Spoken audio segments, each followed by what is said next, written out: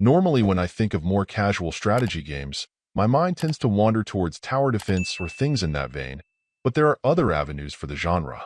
While perhaps acting more as a time management sim, there's still a fair amount of strategy in titles like Chimp, at least once you get through the early tutorial-style levels. If your goal isn't merely to survive, but to grab all of the stars for every stage, you'll definitely need to begin to break into some serious strategy to meet those objectives. As things start out, your task isn't very difficult.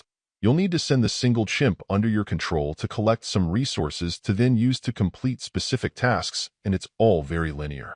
It doesn't take long for new structures that are tied to specialized chimps to show up, as well as boosts that you'll be able to use on a cooldown that can give you some critical oomph when you need it to stay on track.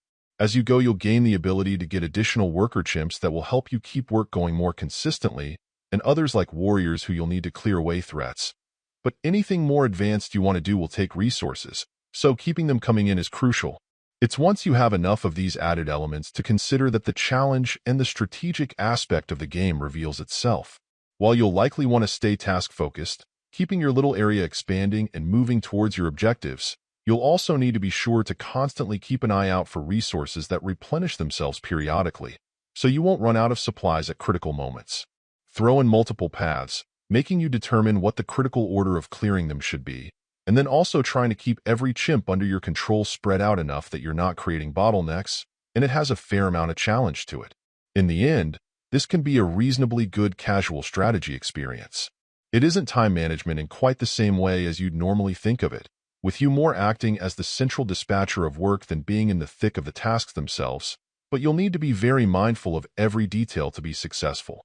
The good thing is that pretty well regardless of your performance, you will almost always be able to move forward.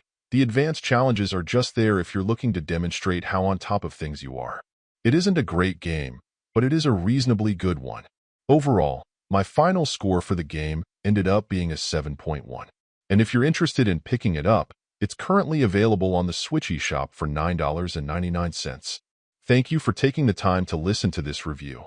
And if you'd like more information or ideas of indie games worth checking out on Switch, be sure to click on the link provided in the description. Until next time.